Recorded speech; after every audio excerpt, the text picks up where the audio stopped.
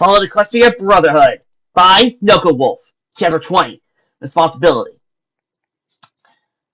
I hope you guys are ready for the long haul. The whole town was suddenly stopped with panic as the sound of a single bomb boomed above the city, a flash of light. Ponies scrambled out of their homes and places of comfort into the cool night air to see what caused the explosion. Look out on the wall, traced a small trail of smoke that led back down to the hills off in the distance. Neo and his brother came bolting down to the gate to the lookout to see if Lost Pony had spotted the Legion. Red Glare pushed several ponies out of the way as he raced over to the lookout pony with panic and urgency in his eyes. "What the hell is that?" he cried and looked up to the pony on the wall. The lookout pony scanned the hills around the town, desperately trying to find the Legion. Though beyond the hills where the smoke trail ended, he could not see anything. "It's the Legion!" With that single act of fear, many more of the townsfolk out of the gate started to act edgy, anxious. That was, until the lookout cried out in a sudden jugular shout, "I see somebody over the woods! 7 of them!" Breezeheart pushed her way out of the crowd she was in, dashed up to the wall. And once she had started, most of the other town officials started up the wall as well. That was, except the mayor. Neo and his younger brother stood next to Red Glare at Breezeheart, who stared hard at the shadow-like figures coming into the town in the distance. All their minds raced with each thought of the Legion and all the things that they could want or need. Red Glare had a hunting rifle ready at his side as he ordered the lookout pony to have his own rifle ready. Neo and his brother couldn't speak as fear overtook them. Holding their breaths, they saw the shadow-like figures take form as once the dark faces became visible in the early night. The ponies coming out of their night closed in on the town gate, generally halted their sprint as they came up to the gate.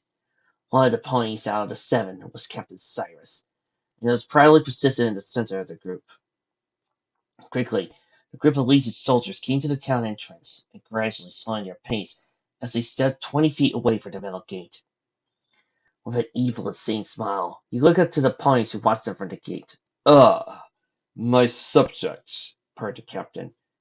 "This town is overdue for supply taxes, and as your protectors, I demand your pay." Those ponies from behind the wall could hear him and his demands clearly. Adam and Neil looked down at him from the wall with suspense at the Legion soldiers below. Though it was Breezeheart of all ponies who spoke up first. "Well, we aren't rather excited to be part of the Legion today," she taunted him. Red Glare tried to intervene with her, a stupid sense of patriotism that fueled her hate for the Legion captain. "Breezeheart, we need to think about—" "No! No more trying to talk and forgive! I'm through with that!" Cyrus chuckled to himself. "So, the one-winged bitch has some fight in her after all. I'm just surprised she didn't show the same spunk when I took your filthy wing." Her attention was redirected to him. "And you! Why in the world would we give you our supplies? What have you done for us?" Retaining that same demented smile, Cyrus shouted at her. "Because I said so, that is why. You are mine and our lord's property. You do well to start to realize you sad waste of flesh." "Oh, look who's talking, you soulless prick! Me and the rest of the town would rather die before suggesting to you again!" The captain chortled softly to himself in an insane, devilish way. "And why would I show you any respect? You're just a stupid Pegasus who has no other purpose than to be crucified in the name of our purity of our Lord." "Respect?" she called me over the wall, smiling. "I haven't had any respect since the day I was born." Cyrus started to laugh uncontrollably before giving her a stern, demented glare.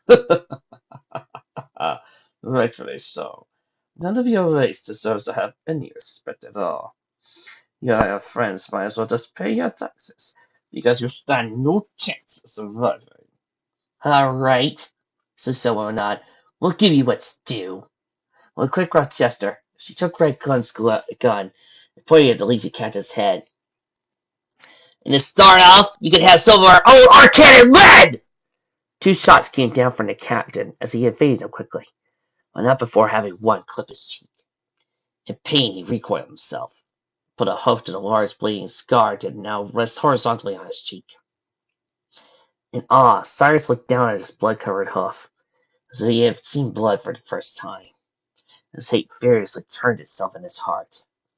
In slow motion, Cyrus's hoof lowered itself down to the ground. A small whisper of laughter formed. With every passing second, the uneasy laughter grew louder. you, you think, you've done well by hunting me, have you? Red Glare angrily took the rifle from the mare, who with a smug look stared down at the insane lazy captain. Why, yes, I have. He chuckled once more. Without saying another word, he turned to the hills and was back to the town. In a slow movement, he motioned for the Legion soldiers to follow him back over the hills. Though before Cyrus made his way back to, he whispered to himself, "So it begins then." The ponies on the wall quickly made their way back to the crowd of ponies that had gathered at the gate. Red Glare went up to Breeze's heart and smacked her right behind in hesitation. "What was the hell was that, Breeze? We're trying to help our people, not kill them!" She rubbed the back of her now sore head. "And you, Sarah, talking to that psychopath helpful? No! We're past the point of negotiation. Either we hold our ground till we can get out of here, or get massacred for the pleasure of that sadistic bastard! I don't know about you folks, but I'd rather fight than die." The townsfolk, though scared at the idea of dying, had little choice.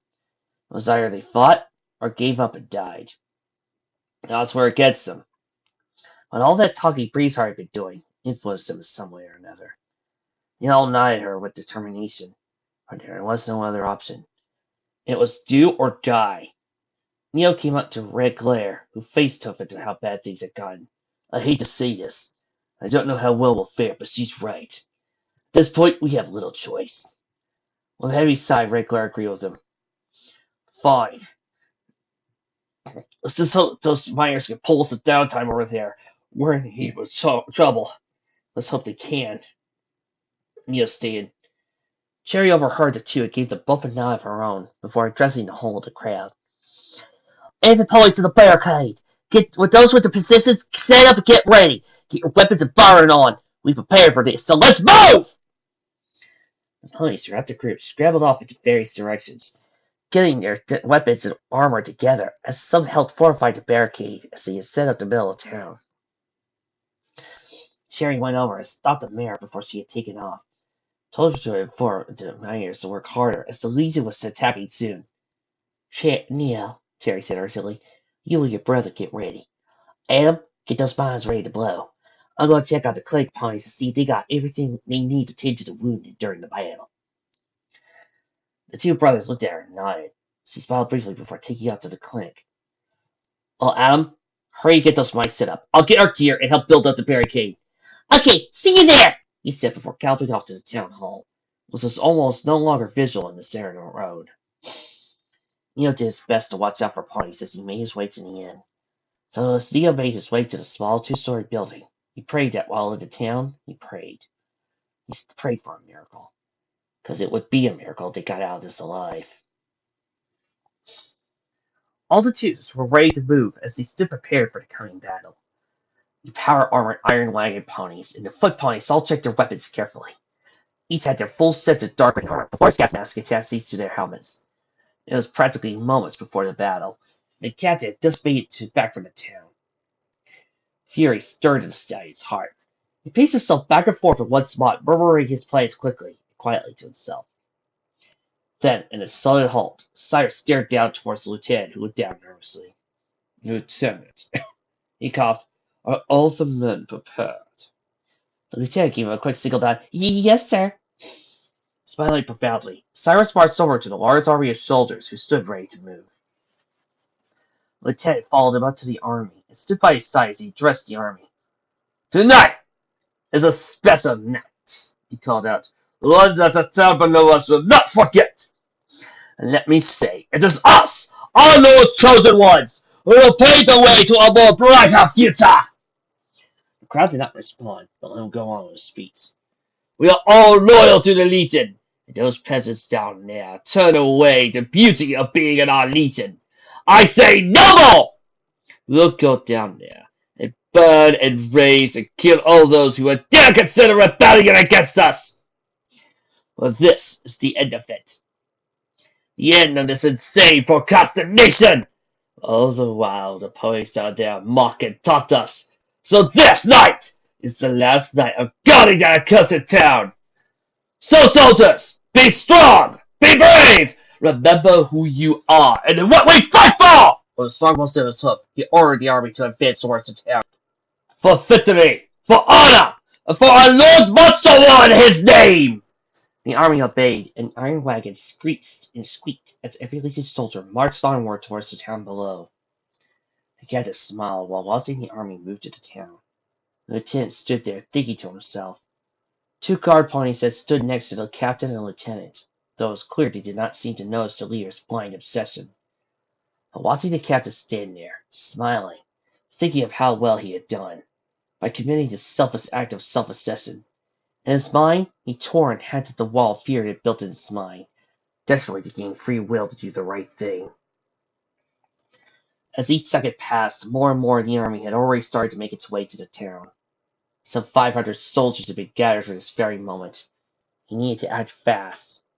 The Emperor would be here, hopefully tonight, and that was his only hope at possibly calming the storm of chaos Cyrus had created. You need to end this. A voice cooed to cover it inside his mind. He silently answered in his mind, but he's more stronger than me. He won't hold back on me if I turn on him now. You need to do this. For the good of the Legion, and for the honor of your position. Because if you let that town die, all those dreams of honor in this Legion are gone. Those words he heard in his mind. They rattled and festered as the wall of fear made his mind begin to weaken. He could feel himself being opened up, but only slightly. So, seizing the moment, Covert pulled out his pistol on the captain. Cyrus! Barked the lieutenant while holding the pistol towards him. Your plan ends here. I won't allow this insane chaos to go on any longer! The once beaming smile the captain had died as Cyrus faced upon him with a gun. The captain chuckled. Holding his hose out open, he exposed his chest to the lieutenant without fear. Is this what this comes down to? The lieutenant did not answer. Well! Cyrus crashed once more. I suits me, he yelled, holding his hose open for the shot. And this! I said shoot me! End it! Right here, right now! Shoot me! The gun the lieutenant had shook furiously as sweat ran down his sides. A climbing feeling went throughout his body as Covert motioned his head uneasily to the guards next to the captain. He nodded to him, and each guard took the captain by one foreleg and held him formally. What? No! Not me! Him! The two guards had managed to get a good hold on the captain as he whipped around in fury of confusion and anger. Let me go! I'll get him. I'm the loyal one! Me! I am of pure order. Our Lord shall honor me as a hero! Lieutenant Starry had subsided, yet a small shake in his voice and hose was still present. He holstered his weapon and went up to the captain's face, looking into his deranged, wild eyes with pity. Put him into custody, Private. Contact the Emperor of our whereabouts. I'll try to lead the troops as best I can until he arrives to clean up this whole mess. Instead of saluting Covert, the two guards nodded to acknowledge his orders. The two guards struck the captain awake by the forelegs as Cyrus shouted madly back at the lieutenant. You think you've won? Ha! You can't win! I am the hero. Me! His shouts became more silent as the soldiers and the captain slowly faded into the night. With a heavy sigh, the lieutenant breathed in a fresh lung of air. The feeling of repressed fear was gone, like a great burden in him lifted itself, and for a moment he felt at peace. Now, the lieutenant sighed, looking into the dimly lit town below. How am I going to solve this mess? Ponies hammered, piled, and added to the barricade in the center of town any way they could. And now the 8-foot-high wall with stored furniture and items laid ready at the center of town. The barricade itself spanned from one side of Main Street of the town all the way to another. And there were small secluded areas about 1 point large, so that if needed, ponies could easily go to the other side of the barricade while having the ability to defend it efficiently. Neil was on the opposite side of the barricade, which faced the town hall in the center of town. Every pony hoped that this, along with the many different positions they had set up to defend the town, would hold them long enough so they could escape. But it was completely dark out now, and the standard Legion soldier wore dark, heavy-covered armor, which would make them harder to spot. The only source of light for the townsfolk who defended the town was the lights that were strung from building to building. And not much light. It was better than nothing at all. Every now and again, they would hear a motor go out to shell about the town. None of the bombs actually hit the town, but the sudden boom and explosion of the bombs would make them run over them startling enough. The children had been moved to the safest place they could think of, which at the current moment was the town hall. Mothers who dared not fight, children who could not hold weapons, were not present amongst their sisters preparing for the coming battle. Neil was on his belly, looking over the top of the barricade as the last few points positioned themselves for the attack. He was waiting for his brother to get back. And during his absences, Neil had managed to get ammunition for a shotgun, a small rifle. Neil had got the rifle for Adam, because he saw the staple of his laser pistol and his shotgun were not, in any sense of the term, perfect condition. In fact, Neil would be perfectly happy if his gun didn't jam up on him while he was in the middle of their combat. It was said that most of the other townsfolk had taken all the other working weapons, though was his main reason for getting out on the rifle, for his laser pistol he had kept for so long was worn. Make it work effectively would take a miracle at this point. Ponies were lined up behind the barricade as they watched attentively at the metal gate ahead of them. Terry was below Neo, to the left of the semi-automatic rifle, surrounded a piece of orb that levitated calmly at his side. She watched as Adam came up to the town hall with a small backset in her mouth. Terry smiled at him as he gave her what seemed like a detonator. Is this way? Will it work? She asked. Adam nodded to her. It should. Neo noticed his brother slid down from his position to the barricade. Adam saw his brother and wondered why the two medium-sized weapons at his side. Brother, where's my pistol? I looked both our weapons over, and when I get the ammunition for the salvage cart. We get brought back here for a moment till the barricade was done. Let's just say our weapons aren't in the best of shape at the moment. But this rifle I found seems to be okay. I couldn't find anything myself, so I'll just have to sell with what I have. Neil held the small rifle out to his brother. He took it hesitantly. Thanks, he said with a sigh. His older brother blinked at him. What's the matter? It's just... Adam paused for a moment. What if we don't make it here? What if we just end up dying? Neil gave him an unsure stare. I don't know. I try my best not to think about dying, because we still have to find her, and dying won't get us anywhere. Sherry didn't move from her position on the barricade as she gave them a motherly look. I don't think we could do it. Plus, I don't think there are as many Legion soldiers as we think there are. When they come here all those times, there were 100 most. The two brothers looked up to her with an appreciative air about them as Neil spoke to her. You're probably right. We could do it! Neil suddenly stopped when the sound of a large metallic bang came from the gate. All noise had ended, leaving only the now faint ring of metal bang that had been made. All of the town's ponies looked towards the gates as they raised their weapons. Even Neil and Adam climbed up to the barricade to watch. That was when another loud boom followed. Bang! Sweat ran down the brothers' necks and brows as another boom came. Bang! Every heart raced as they felt the air around the town thicken with anticipation. Ponies got to the positions along the upper stories of the building and along the top section of the barricade. Bang! No soul in the town bothered the bank, but he dared not turn away from the gate that was before them. Bang! All eyes and weapons stood ready as they waited, waiting for their gate to fall and the Legion to rush in at a moment's notice. They could only imagine what that would be like to defend the town against the iron wagons in the wall. The wall was made only to keep out and defend against a small group of raiders, not a well-equipped army. Though the quiet hum of the bangs was still present in the dark nighttime air, he listened further to see if the bangs had stopped. But just as the bangs had ended, a faint drilling sound took place. This gentle drilling noise only lasted for a few moments before becoming quiet again. Just as soon as it ended, the sound returned. Only it sounded as if it were coming from the opposite corners of the gate. Sure enough, the drilling had stopped moments later and started on the east-west corner of the gate. Neil levitated his combat shotgun closer to his right eye, aiming down the defiant iron sights. Adam, stay close to me, he whispered, feeling the tension grow. A loud explosion followed as the town gate was cleanly blown apart, leaving the outer frame of the gate was sitting empty. A large thick cloud of dust and dirt cloaked the town entry. The breeze turned and twisted the dense cloud calmly as a single dark figure emerged from the cloud. Without warning, a man on the barricade snapped as the tension was too great for her. She screamed violently, taking the small rifle she had, and fired madly at the figure in the cloud. More shots from the townsfolk on the barricade shot randomly into the haze. Even Neo and Adam shot a few times into the murky dust. The cloud twisted and turned as bullets shot down into the unknown. Then, as the mare who had shot first stopped her frenzy, the whole town stopped a barrage. She was panting heavily, straining her eyes to look deeper into the now thinned-out cloud. There was a sharp squeal of old iron wheels being pulled as a dark object took form in the light cloud of dust.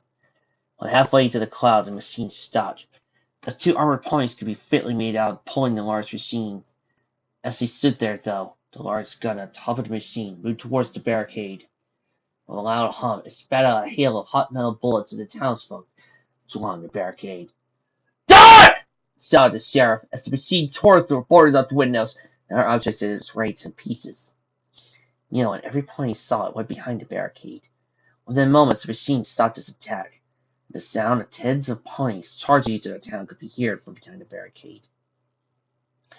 Priestheart picked up the semi-automatic weapon at her side and screamed, taking aim at the oncoming ponies. "Fire!" In quick retaliation, the townsfolk in the second-story buildings overlooking the road in the center of town opened windows and pelted the Legion soldiers below with bullets. The Legion soldiers into town took what little cover they could along the side of the town buildings. It did the soldiers no good, as the arcane Melissa fires pelted the soldiers with a heavy stream of gunfire. Like shooting fists in a barrel, the soldiers out in the street were torn down. The ponies on the barricade climbed to the top to get a better view on the Legion soldiers in the road, and while many of the barricade members climbed to the top, Neo watched from a lower position. His eyes went wide as he leaped down from the barricade, grabbing out as he fell. "Get down!" he shouted. For the hum of the two iron wagons was now present, and the ponies along the top of the barricade did not see them. In a loud, rattling bang, the ponies on top of the barricade were ripped to pieces. Their screams echoed along the town as the bullets from the wagons subsided. In the end, those unlucky few along the very top of the fortification were nothing but a shredded lump of mutilated flesh. Neo held Adam up as the ponies took their positions along a better placed areas along the barricade for returning fire. Cherry, who was up on the barricade, watched as several Legion soldiers broke through a two-story building outside the barricade. Each Legion soldier carried heavier weapons, and as they went into the buildings, he realized what their intent was. Those soldiers got into the Gatling ponies on the second story, and they lose a key weapon in the defense of the town. "Leo! I hit him!" Cherry called to him. "Quickly, get into that building onto the rat! Take out those soldiers, and hurry!" The order he had given was sudden. Without more detail, it would have been good. Neo did his best to follow the order. "Come on out, and remember, stay close to me!" It was dark in the town, only dim lights above, and the muzzle flashes coming from the ponies as guns continued fired. Neo and his younger brother poked their heads into the corner of the barricade. From the corner of their eyes, he could see a few Legion soldiers moving in the building 20 feet from the barricade. Bullets hit the wood where their heads were causing them to flinch backwards as debris from the splintered wood shot out everywhere. But it did not take them long to come back to the corner and peek out to the battlefield. At the current moment, most of the Legion soldiers were preoccupied with the ponies atop the barricade, which, given their current objective, was good. In the long run, though, it would mean less attention would be drawn to them. They both gulped nervously as they sucked up the gut-tearing nervousness inside of them.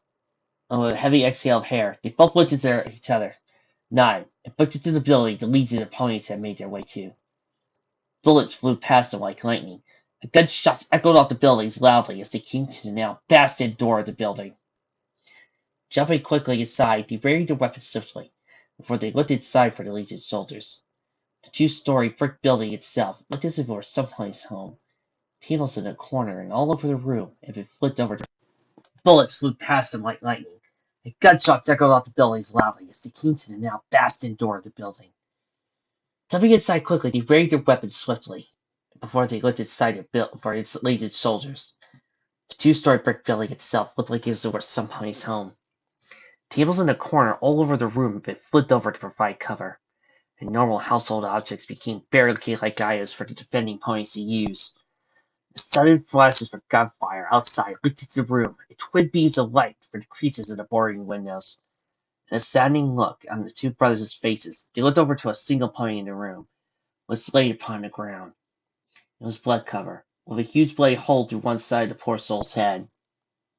There was a small staircase at the end of the room that led up to the ponies using the Gatling weapon above. Both of them could hear creaks and squeaks from the old floor above, indicating some pony's movement. In an urgent rush, they both tread lightly, their way to the staircase. The shadows of the assorted items fastened on the walls for the fighting. Neo and Adam felt fear and tension build up in their chests while making their way up. Both had their weapons ready, just as they reached the final step up to the second story. Both brothers jumped at the sound of several random landed gunshots. In an almost instant reaction, they charged up into the room above and went straight to Sats. The world around them froze as three large Legion soldiers stood out over the now blood-covered ponies who were operating the Gatling gun. Neo took his highlighter and marked one soldier's head and the other's legs, which was protected. Adam did the same to the other soldiers before switching over to the less protected places of the next pony. In a fast, decisive series of gunshots, their weapons fired directly where they were targeted. The Legion soldiers screamed out in pain as blood shot out from their necks, legs, and head. Within an instant, all three soldiers fell to the ground. One of the three ponies managed to cease and rolled around, moaning to himself, holding one of his forelegs to his blood-covered side. The brothers didn't say anything. Instead, acted swiftly to help aid the injured pony. "It's all right," Neo cooed assuringly to him while helping the injured pony up. "We'll get you inside the barricade." Alan was about to help Neo get the injured pony up. He saw from the corner of his eye one of the Legion soldiers move. The lone surviving Legion soldier in the room ripped off his mask, hacking and coughing out blood. With a heartless, demented glow in his eyes, he took a grenade from his side. Just as Adam noticed the soldier, the unreleased pony pulled the pin and let out his last chest-bursting cough. "Brother, look out!" Adam screamed before nowhere. The whole room boomed in a flash of light as shrapnel and dust filled the room. An invisible shockwave pounded Neo in the chest, sending him falling to the ground. Warm blood from the suicidal Legionnaire splayed all around Blue's coat, but the shock didn't end there. The floor creaked and moaned as Adam shook his head to clear his mind of the event. His senses were blurred as dust in the air burned to Buck's eyes and lungs. Neo coughed hoarsely, getting up. "Adam, what happened?" He didn't get another word out before the floor beneath their host weakened. With a loud, powerful snap, the old floor they were standing on fell down at an angle, causing them to tumble and roll down into the pile of assorted barricade items on the floor. Neo rolled down and hit the end of a table, while Adam had landed against the flip desk with his back to the old piece of furniture. Both brothers' bodies ached, and their vision dazed. It hurt to breathe as now all the dust made its way right onto the first floor.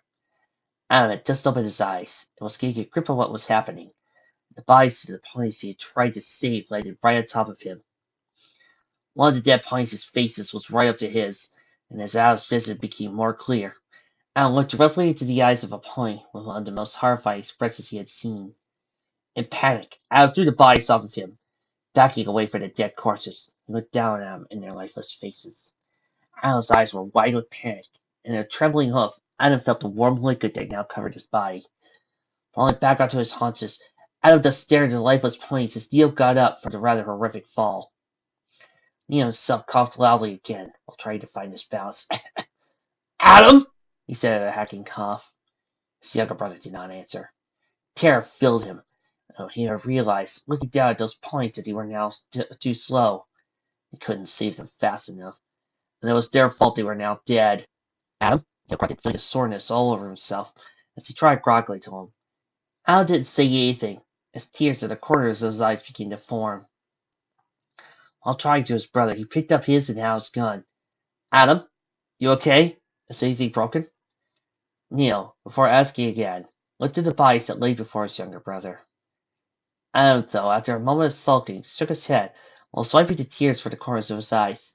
"No, I'm fine," Neo said, Al's weapon down on the ground, as he tried to ignore the soreness that spread over his body. "Come on," Neo said, offering a hope to his younger brother with a reassuring smile. "If we don't help fight, those ponies will die for nothing. Then we can truly be sorry." Looking up to his brother with a mournful look in his eyes, Adam took his brother's hoof and got up, taking his weapon next to him. Adam tried to rub the dust out of his eyes. "Right, let's just head back the way we came. be able to get back up to the barricade from there, and hopefully we can thread the gutters from the other side, separating the same way, Neil stated. Adam gave him a gentle nod.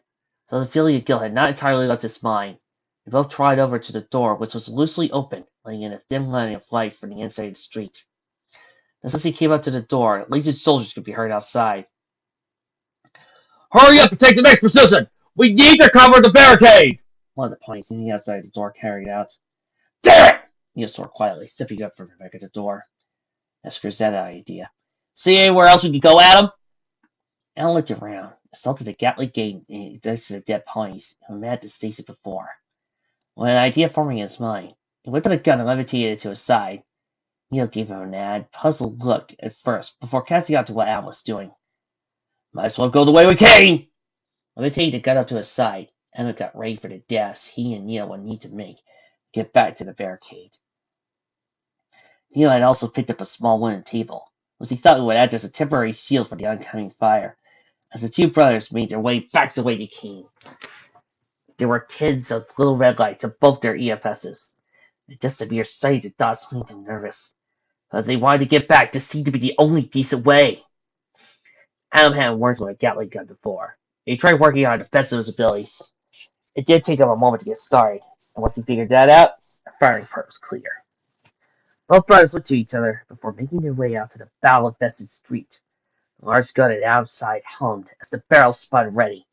With a deep breath and a bit of courage, he ran out the door onto the street. The main road through the town was covered in the bodies of dead soldiers from both sides. Some had no limbs, while others crawled away bleeding by the gallon. Bullets flew by hitting brick, wood, flesh, and armor, and the terrible battle continued. Though, what the two brothers didn't suspect was the fact that there was now twice the amount of soldiers than there were before. Out of pure shock and surprise, Adam let loose a storm of hot metal into the nearest Legion soldiers he could see. It was hard keeping the gun still as the recoil caused the gun to bounce around wildly. Turning back to the barricade, Adam shot randomly, while Neil did his best to cover the small table he found. Then, with a loud bang, Neil tripped and fell to the ground roughly. A bone-swelling pain was spread all throughout Neil's hind leg. Blood sprayed itself in a red mist wherever it sunk deeper into his flesh. The sudden pain caused Neil to drop the table and his gun. Neil screamed put his hose to a now large gusty wound on his leg. A Legion soldier was right in front of him with a single-shot shotgun. Adam noticed that the Gatling gun had little to no ammunition left. So the last of his bullets he fired at the shotgun soldier, severing the soldier's left foreleg completely from his body. Adam dropped the Gatling gun and went to his brother, trying to avoid the incoming fire. Getting low, he looked at Neil's wound. Looking at his brother's eye, cried out in pain as more and more blood came out of the wound. Adam took off his brother's headcloth and tied it tightly around his wound to slow the bleeding. Adam, Neil moaned. Shh, I'll get you out of here, said Adam, trying to calm him. Neil's breathing became slower. As Adam picked him up from the ground, Adam slung his brother's metal foreleg around his neck before putting Neil fully on his back. We're not going to die here. We still got a chance, and I'm not leaving you behind! Adam grunted, now bearing the full weight of his brother on his back. Though it made him slower, he tried with all his strength to dodge bullets. Adam made a mad dash away from the barricade, as there were now too many soldiers for him alone to take on. Mind racing, everywhere was dangerous. No place seemed safe. Legion soldiers threw bombs and fired weapons which exploded small doors and windows. Soldiers rushed everywhere, distracted by the ponies on the barricade, or on the upper stories of the buildings to directly notice him for the time being. And just as Adam had felt there was no way out of this cruel hell, field ordnance lights appeared on his CFS. The lights came from inside the building, not more than 20 away from him. On a second thought, he seized the opportunity for his brother's sake. With a small rifle, he shot the best he could with Neil on his back. And once he had made it inside the door, Adam pounded on the door fiercely. Open up! Please! I need help! He cried, hoping that the ponies inside would hear him. The door swung open as the militia pony pulled him in before closing it swiftly behind him. What the hell were you doing out there, kid? The stallion who had pulled him inside shouted. Adam shook his head to clear his mind before answering the militia pony's question. He took out one of the gunning positions. Cherry sent us to stop him for doing so, but we weren't fast enough. The stallion and his slightly armored barring stomped a hoof down on the ground in anger. Damn it! The fight just started, and you've already got the first gunning position down. as there were 4 other ponies in the room. Each of which was a mare who, like the stallion, had light barring the only means of protection. Upon hearing Adam's report, the mares started going out fearfully, mumbling to each other. Well, I hope it doesn't get worse out there. The stallion grunted, putting several large chairs in fact against the door. Or they'll start going for the ponies above us, who are pelting them down there. So, you're the defenders? Adam asked, laying Neil on the wooden ground. The stallion came over to Adam and looked at his older brother that lay for her own. Yeah, and I think Celestia and Heaven they haven't decided to bust down the door come in here. What happened to him? The stallion added. Adam was getting out his saddlebag while checking the medical supplies he had in his pit buck. He got shot pretty bad in the leg. The shock from the injury knocked him out. I think I managed to stop with the bleeding good enough to keep him alive. Well, I hope you 2 Guardians know you can't go out there again. It's a fucking shitstorm! By the sound of things, it doesn't sound like anything's getting better. Adam found a half a roll of magical bandages as he started to apply to his brother's leg before answering the ballistic fire. Then what are we supposed to do? We need to get back to the barricade. It doesn't look like you guys are prepared to defend this place if a bunch of laser soldiers keep busting in. Alan was right, and the stallion thought about what he said. Well, you know the town backs back alleyways, so most of them are loaded up and blocked up by all kinds of crap. As you know, I helped block them up. The thought of having to traverse the block-up barricades with Neil on his back was unnerving. He didn't want to have to hurt himself trying to get back to the central barricade. Even if he did make it over a few alleyway stockpile piles. What then? Though Al was as much keen to the idea of climbing piles to running in odd patterns to dodge bullets. Adam put Neil's blood-stained head rag in his bag, once he applied the last bandage to Neil's leg. There, that should help him. Now, I'm no doctor or medic, but I think my brother should be fine. Well, does that mean you're just going to leave us here? The stallion asked. Would he rather come with us? Adam replied, sitting on the ground next to his unconscious brother. The listed stallion looked around the little setup he had and a few other mares and smiled proudly. Nah, the least you can do is tell Terry we're doing fine here. We haven't seen a single soldier trying to break in yet. Before he could finish, a voice from the second story down to the screen urgently, Incoming! A loud booming hum was heard, as giant holes burst through the walls, windows, and door. Adam, out of pure instinct, fell flat to the ground. In an instant, the clueless stallion, 2 of the 3 mares had their sides or lids blown clean off in a horrific manner. It didn't even take a second. The mare who survived covered her mouth with her hose, dropping to the weapon at the ground in shock. As the 2 friends she had, who a moment ago were just living, lay dead. Dead, with large sections of their bodies blown completely off. Tears formed in her eyes. Pools of fresh warm blood formed in the cracks and swirls of the old worn floorboards. Even the malicious stallion who had just spoke to Adam had been hit in the side of his body. His half-busted organs lay slouched and shredded, while the body unnaturally twitched. At this moment, another surprising thing had happened. Large fire-like orbs had been thrown into the large gaping holes in windows, and on contact, they caused a large sprouting fire to form where the bombs had landed. Adam didn't feel emotion as adrenaline pumped through his body. Warning now to defenders was useless, as the flames grew all around the inside of the building. Putting everything in his saddlebag, Adam quickly put his brother once again on his back and looked for the exit to the alleyways. Still in complete shock, the lone surviving mare now held one of the dismembered ponies she once knew in her hooves. Rocking back slowly, crying softly to herself. How do we get out of here? Adam shouted to the surviving mare, amongst the sound of the loud crackling of the glowing flames. She didn't have an answer, and Adam didn't have time to snap her out of shock. She was in. He needed to act fast. It was not only his, but Neil's life rested literally on his shoulders. The flames grew brighter with every passing moment, as the flames continued to gradually consume the old building. Adam could feel the blazing heat grow, and in an urgent panic he scanned the room for the door to the alleyway.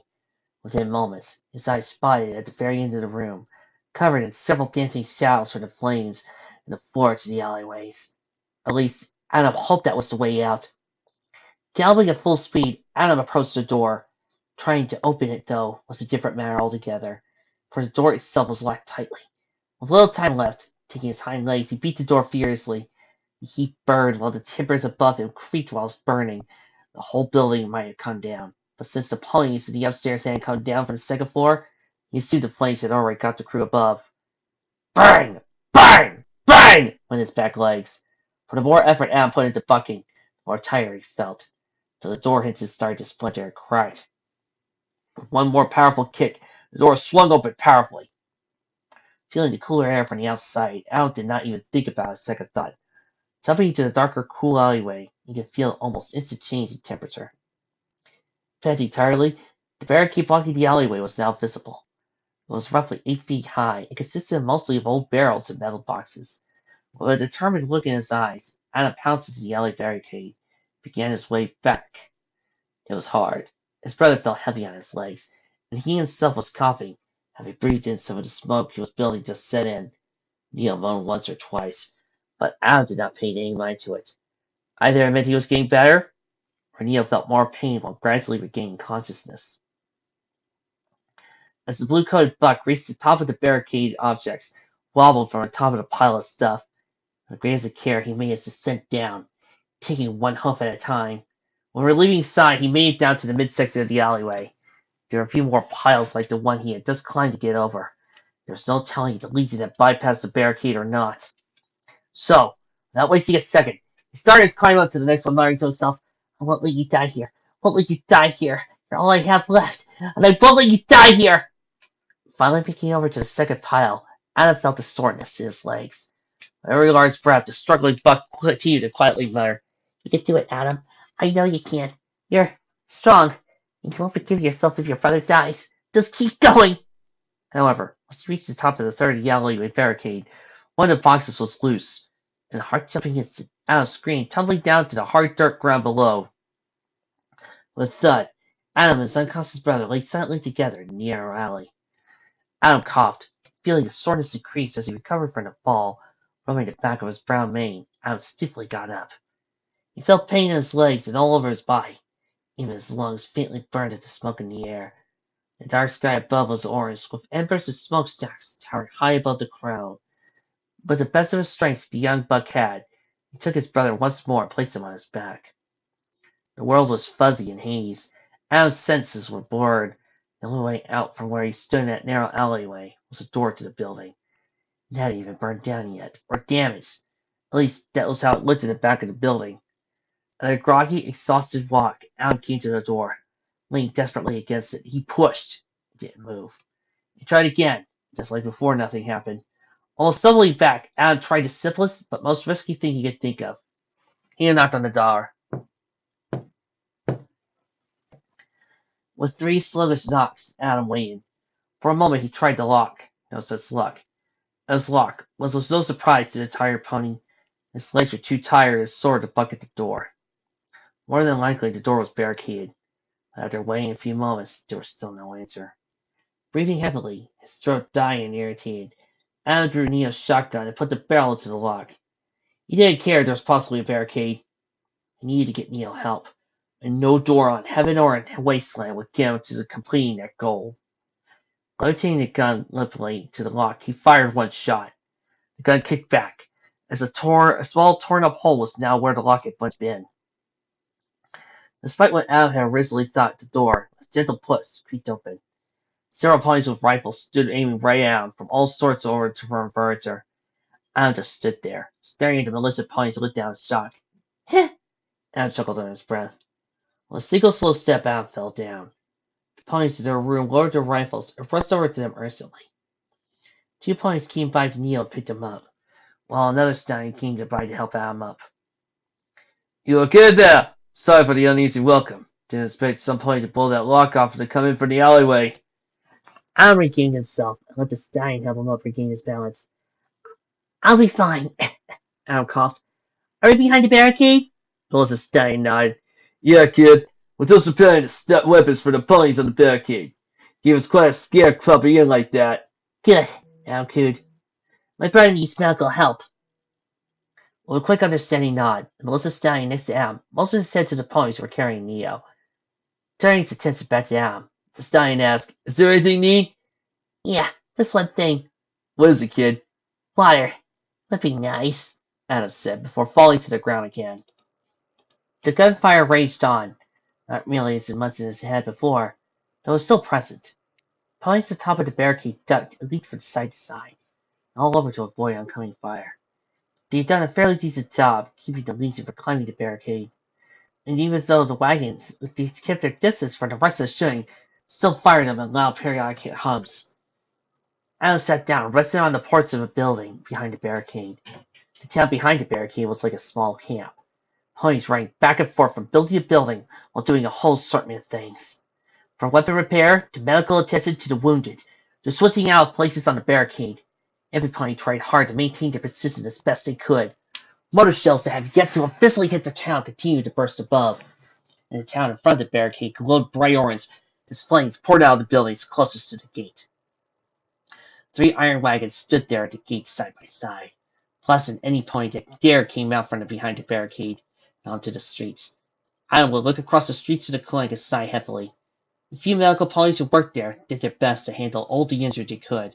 In fact, the inside of the clinic was so full of wounded ponies that some had to lay onto mats or old busted up cots on the outside of the ports. Neil was one of those ponies who got to stay outside. He had been awake for a few minutes now. Some of the medical ponies gave him a potion or two to heal his wound, though someone had told Adam it would be an hour or so before Neo could get back and help the other in the fight. The red glare was in the second story of a building behind the barricade, sniping with a scoped rifle, and announcing Legion cover positions to the ponies on the barricade. If there was a place a Legion soldier hid in the road, Red would know where it was, and had some pony on it within moments. Cherry came down from the barricade, and motioned for another pony to take her place. Sure enough, another pony rushed over to where she was previously, and continued to retaliate in her spot. Cherry made her way to Adam, who was there with a half-full glass of water between his hooves. Ah! This fig is optimistic! They said it's half full. Sitting down next to him with a loud relieving, blissful grunt, she stared at Adam curiously. He'll be fine, she said. Adam hadn't noticed Cherry and said something. What? Oh yeah, they say he'll be fine. Cherry cocked her head to the side. Adam looked more like he was thinking about something else than his brother. Well, what's better than you? There's a fight going on, and you're alive for the time being. I'm not sure there's too much to think about. Adam drank the last of the water in the glass before answering her. Doesn't matter. I just wish we could. Never mind. All right, you can keep it to yourself. Just know the more you keep things to yourself, the worse the thing will feel. Especially if those thoughts hurt. Adam managed to give the mirror a small smile, though the smile itself died into a solemn, content look that was there before. Thanks. I just hope this will end soon. Maybe we'll get out all. Before the owl could speak, Red Glare bolted down to the barricade, with several other armed ponies following him. Cherry! Adam! Hurry! We need to get up there, now! Looks of some confusion were spread on two straining ponies' faces. But why? We got it under control. We don't need to. Red Glare and several ponies started up to the barricade to position themselves. No time! The first time most of them got at the gate. We blow it now. You can change the whole battle! Cherry and Out both got up and tried to the barricade towards Red Glare's position. They didn't climb themselves, but still looking for the ponies fighting on top of the barricade. Damn it! This isn't the time, Red! We need to think about this! Look! Red Glare grunted. 3 of the iron wagons and half of the infantry are all amassed at the gate. If we blow the mines now, the whole force could take the barricade is going to go. We need to do this now! Red Glare kept his head close to the barricade, was violently against the structure as the yellow stallion looked out at the Legion army passing at the gate. We got Cherry! Get the detonator out! Hurry! Cherry looked at the pockets of the side for the detonator for the mines. The one she had in her hooves, everything suddenly felt different to her. Red Glare's heart was pounding madly with anticipation. He had him right where he wanted them. Okay, do it! A little box with a red button and a lever sat there in her hose for a moment. Flicking the small lever upwards made the button flash red. Blinking off and on, the button signaled it was ready to explode the mines. Adam didn't watch their armed mines, instead went to the corner of the barricade to watch the explosion take place. Several of the other militia ponies watched from the small opening in the corner of the barricade they guarded. It was all exciting for them, as this could be the thing that scared the Legion off, and the locals lead them, it would end the attack altogether. Though, as Adam gathered at the edge and looked out at the ponies at the gate, he felt guilt build inside him once more. Adam wasn't sure why this feeling found a way in his chest again, but it had, and it bothered him. Rubbing the faint pain he felt build inside his heart around the red glare, he yelled out the order to fire. Terry hesitated. For a few seconds he questioned his assistant, but a large section of her wanted to see the townsfolk survive. And this little box made that reality that much more real that she needed to do it. So with a gentle press of the firing button, the mines went off. Time was slow, or it seemed that way to Found. It was like watching the flames from the very pits of hell unearth themselves from the earth below.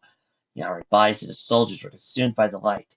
Sparks, dirt, metal, and everything near the gate was consumed in the bright flames. It was his fault he had to die. He said the mines would be set up remotely. Now his very work was being done before him. There was no pride he felt, and in moments slowness faded and time resumed as it always had. Limbs and bodies went flying, and the once monstrous, invincible iron wagons that stood undefeated were now reduced to nothing more than twisted iron metal husks. But the echo of the explosions still rang off in the distance, and those Legion's soldiers that had survived away from the gate looked back to see what had been done. In anger, several of the soldiers turned to the barricade. In a defensive frenzy, they cried out, charging to the top of the barricade for the safety of their cover. Terry! Hubbard! Breeze! We need help up here! Red Glare called out. Charging up the barricade, several Legion soldiers took their weapons and shot rounds from their rifles almost 4 feet away. In retaliation, the opponents on the barricade pushed and shot the climbing Legion soldiers who got near the top. One of the Legion soldiers was a higher-ranking officer, who had a pump-action shotgun levitating at his side. With revenge blazing into commanding Legion soldier, he put the shotgun to Red Glare's head. Red Glare hadn't noticed the Legion soldier. He saw the barrel pop 2 feet away. "Stop!" Red Glare screamed to the Legion pony. There was no way to tell the expression the Legion pony had his face because of the gas mask he wore. But it was clear the sudden command from Red Glare was received as the pony had stopped. Tell me why I shouldn't kill you right now, demanded the Iron Legion soldier. Holding his rifle ready at the Legion soldier's head, Red Glare stared deeply into the dark eyepieces of the mask the soldier wore.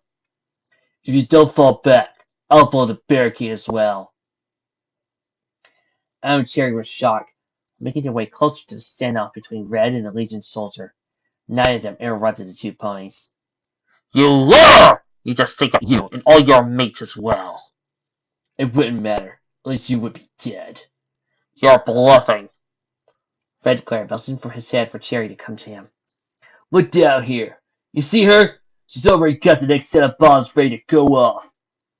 Looking down on the mare from the top of the barricade, Legion soldier thought hard about the current situation he and his soldiers were in. You're fucking crazy. Will it be? You fall back, and we won't blow it. If you so much as take another inch further, she'll take this entire barricade to the moon. Legion pony stood there in deep thought, his gun pointing to Red Glare's head. Putting the shotgun down, the Legion soldier motioned for the rest of her troops who started up the barricade to fall back. Fall back! Fall back! Fall back! As the Legion troops got down to the barricade, Adam climbed up to the top to see the soldiers go towards the gate. Smiles and tears of victory echoed throughout the ponies on the barricade as the Legion ponies fell back. Though the cheers of victory spirit did not last long, for now the destroyed iron wagons served the Legion even when destroyed. Each blasted iron wagon shell lay together side by side, and the Legion soldiers had noticed this advance. The Legion soldiers had managed to fall back, used the 3 destroyed wagons as a barricade of their own. Only their barricade, unlike the Arcane Militia's, was made out of metal. They had access to reinforcements. Red Glare looked back at the ponies who had fled from their barricade, only to gain a better position than they had before. Ah, hell! Red Glare swore in shock God at what just happened. Jumping down from the barricade, Red pointed over to the 2 ponies with larger rifles and gestured to go up on a higher position. Get up there and watch them! If they try anything, don't hesitate to warn us! After sending the 2 ponies up to a higher spot to oversee the Legion's movement, he rubbed the sides of his head to relieve some of the frustration that had built up inside him. The whole movement was sudden. He didn't go away he intended at all. Cherry came over to him and hit his already sore head. Hi! He moaned. Cherry gave him a stare only a mother could give a child screwed up bad. What was that? Tell him we got bombs on the barricade. It worked, didn't it? Yeah, it did. But now they're trying to find a way to blow it up with those bombs, which you told them are there. I'm not falling. She hit once more, and Lazy might try very hard to look for weaknesses in our fences.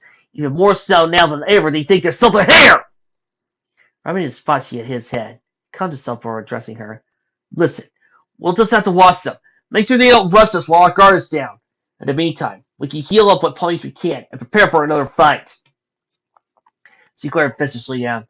You better not say anything else stupid like that, or my I'll suffer worse. And in anger, Cherry tried off to help ponies recover from the battle before. Adam came over to Red Glare, who at the current moment was both annoyed and frustrated with what had happened. Adam, he said with a sigh, please, to make this easier on my nerves, could you please go check on your brother and the other insert ponies? I need someone up here who isn't a mare gagging at me like my mother at the moment. But you got me in! Just go get the Sarah for Sultan! I need a second to cope with the headache she gave me. Adam didn't want to question his decision. To be honest with himself, he didn't want to talk about it anymore. That faint feeling of guilt lingered inside him. Festering inside quietly. Not bad enough to be an annoyance, but still pressing to feel hurtful.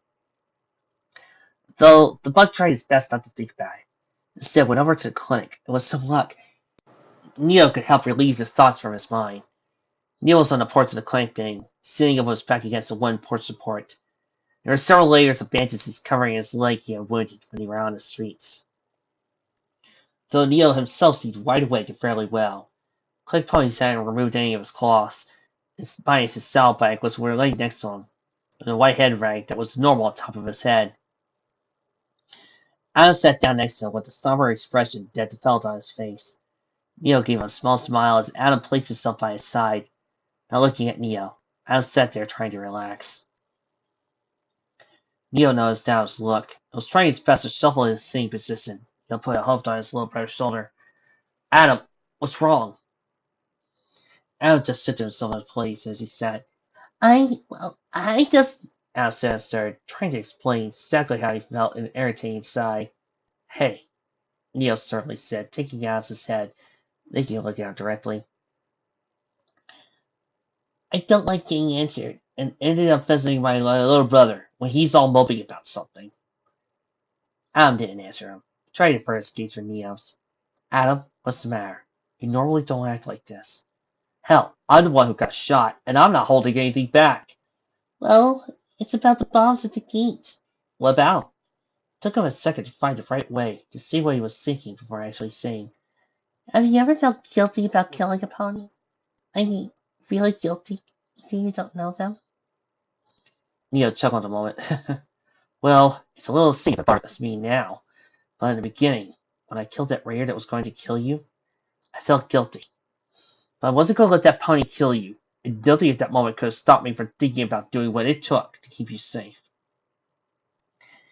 But it did bother you to kill them, right?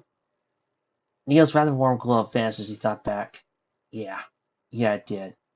But I learned that, out here, if you hold on to it, it just makes life worse.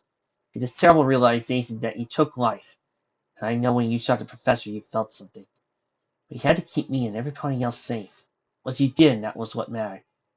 That explosion, though. All those ponies dead. Even if you were attacking us. They had lives, and they had loved ones. Taking Adam firmly, Neil looked down at my eye and calmly smiled. You were protecting the ones you loved. Me, the kids in Town Hall, and everyone else. And I know it must feel bad at first. You don't want to let it go, but just think about it. They were doing what they were ordered to do, and all you were doing was protecting us. Adam, I can tell you, you're no murderer. Small, gentle smile Neil had his face, and a small section of awful feeling leave. And we are all we've got left, remember? Neil said, playfully nudging him in the foreleg. When my leg gets better, I will get out of here. You'll see. Terry was watching from across the town, while leaning on the wall of the building. With a deep sigh, Terry thought about what she was seeing. Just watching the two made her mood feel better. And even with the sounds of bombs going off above them, or its glow of the flames from across the barricade burn, life seemed at peace, even with just for a single moment. Bree's heart trotted up to the entrance mare, waved a hoof in front of her face. Snapping out of the trance she was in, Cherry straightened herself out. What is it, Breeze? There was a look of sorrow about her. I just got back from listening to some of the boys. who got back up from the below the mines to talk about the tunnel's progress. Good news is, they think they should be had the tunnel out by morning. So isn't that good? That's not the worst part. Lazy defenses are setting up their little barricade in front of town. If any of us step out there, well, you ain't gonna be around much longer. So we got them pinned too. If they set out on the road, you'll be cut down too. Not seeing a problem here. Looks like something's wrong. We're low on ammo. Dangerously low. Not only that, but the moment the Legion find out we're bluffing, they won't hesitate to storm over the barricade. Terry put her in thought. This little stalemate we got here is good. It'll keep us stalled for a while. But if they do try to take this part of town, we'll basically be fucked. I had an idea though, Ian. Thought maybe one of the upper story buildings past the barricade might still have some ammo stashed inside. You know, from the ponies who were inside before? If the building isn't completely on fire or burnt to the ground, there is. You plan on getting to those buildings if there's some ammo left inside of them? Priesthart gave Terry a quirky grin. Where are the alleyways? Well, I think it's just they blocked up a team or two on both sides. We can go through each building. Now, there'll only be an Legion's nose, but we can get some guards watching the alleyways, and maybe do more. Terry pondered the idea. It could work hypothetically. In the situation they were in, ammunition was needed. So it was either risk it, or risk the confirmation of their defenses. But they had the ammo, it would make their lives a lot better. Fine. I'll leave it up to you to organize that. I'll tell the sheriff of Red about it too, just because he deserves to know. Priesthart shook her head fiercely. No way, sister. The moment he finds out I got it out like that, is the day hell freezes over. Terry gave the cocky mayor a disapproving glare. I really think he and some of the others deserve to know. Smiling silently at the mayor, Priesthart fixed up her headgear in a rare satisfaction. We'll give her a convincing look. Look, Fred and me don't really see eye to eye. Plus, we'll be in and out like that. They'll never know we were gone. But that ammo was never low. But, hey, Priesthart was a friendly smile trying to convince her. Be okay. You know me, Terry. I'll be in and out 10 minutes tops. Cross my heart. With disappointed tone, she sighed and nodded to the mayor. Fine. Just fine. Well, you got longer than 10 minutes. I'll tell him about your little idea. She scolded cocky Pegasus. With a notorious pat on the cheek, Priesthart smiled. I helped you agree. Silence. It was quiet. Hardly any sound came from the town in minutes, and no bombs went off above it either. The motor team had stopped their scare tactic and waited. However, the almost calming glow of the fires from some of the burning buildings could be seen in the far-off distance. It was the only thing visible in the vast empty distance, at least the only noticeable thing in the distance. The lazy camp established outside the town was quiet. Tent lamps rustled and flapped calmly in the gentle breeze of the nighttime air. The crickets chirped merrily away as the night went on. Cyrus was in his tent. An empty tent, with only the darkness and dirt to comfort him. The guards had took him and tied his host to the thick iron support. He was in prison, and all the Mad Pony did was stare endlessly into the only source of light in the tent. The light in question was a single crack, not more than an inch wide, letting the dim blue light from the outside. Two guards were outside the tent speaking to each other while guarding the pony inside. He didn't seem to care if the captain heard anything. Because in their minds, Vladimir was coming, and he'd soon deal with the pony soon enough. I swear, I'm getting worried. I haven't heard anything come from the town in 5 minutes, said the guard on the right side of the entrance. You think one? Replied the other guard. Maybe. I won't get your hopes up. Besides, our job isn't on the battlefield. It's here guarding this, Sacco. You think the captain would ever be as bad at saying as he is? Hell, I don't rightly care. As long as I'm getting food in my pay, I don't give 2 cents if he's telling us he fucked the princesses for 100 years. Well, that's true, I guess. As long as we get our stuff, we're set. The guard to the right laughed. Ain't that the truth? Can't say the same about that Pegasus, though. What? The one with the stripes? Yeah, that one. Shady character he is. Wouldn't want to be stuck in a room all alone with that fella. Where'd that guy go, anyway? I took off. Probably for the best. Might have shipped him off to the front lines of the town or something. Well, good riddance, I say. That bloke looked like he might gut you when you sleep on your own. Heh, I agree to that. Hope the Emperor gets here soon, though. I'm getting awfully tired guarding the captain. Hey, soldier left chuckled to the native's companion. Don't worry. Within the hour, we'll be done with this whole guard business. What's that? I heard some guy talking on Mayor back in the entry that the Emperor is almost here. And he says that within an hour, he'll put an end to this battle once and for all. The soldier to the right smiled at the devil's manner. Applying his head to the crack of the tent flask, he said, You hear that, mate? You'll get what's coming to you in no time at all. Cyrus adjusted himself where he sat. Never once did the stallion break eye contact with the crack of light. Like a moth to a light, Cyrus stared into it as he thought. It took him a few moments to adjust himself to where he was the most comfortable. And once the former legion captain did find the right spot, an evil grin instantly swayed across his face. The disadvantage to his predicament was that being an earth pony, he didn't have the benefit of magic, or the utility of a Pegasus. However, he did have something better, the will to withstand pain, and the only way a pair of tightrope bondings would let his hoof slide out is if one hoof was broken. So, taking his hoof, he bent it against the dirt floor, and the pole on his back. While slowly applying pressure, his left hoof became sore. With a few seconds of pressure and a sudden sharp instant, Cyrus's wrist cracked. Trying not to moan or give away he'd broken something, Cyrus quickly bit his lip hard. Laying the pains aside for a moment, the piece of pony wiggled the rope bond on the left side of his foreleg to get the broken hoof through. It was slipped, and the more he moved it, the worse the pain would become. Yet, using only the will to escape, Cyrus took his hoof out of the ropes. Quickly feeling the cool air touch the place of the ropes had once been, he rubbed the spot gently. Cyrus used his mouth to help undo the last rope on the right hoof, and after a few struggles with it, the stallion managed to free himself. Grinning, the former Legion captain chortled quietly to himself. Freedom was his, and no pony, not even the lieutenant, Freezeheart, or even the whole Legion could stop him from seeking revenge. Sitting back down, the now free Legion captain put the ropes behind his back, got the most convincing counter-position he could make. With a quiet laugh to himself, Cyrus called for the guards' ponies. Can one of you give me water? I am not entitled to the basic rights of a prisoner. One of the guards stood to the side of the tent, shouted in an agitated tone, Oi! Quiet, you! And no, you can't have water, so shut up! But, Cyrus moaned, if I die here, I at least require something to drink. Anything at all, really. That's all I ask. Will you shut up if I give you something? Oh, yes, Cyrus purred. It could be wine or ale, or anything would do. In a dying tone, the guard sighed. Give us some water from my canteen. I'll be right back. Then we can talk about where we want to be stationed next. With a nod, the other soldier agreed as the first car came inside the tent. It was dark inside the tent. It was the perfect amount of darkness that gave one the ability to have decent stealth. Oi, here you go, the guard said, taking his water-filled canteen and going down to him.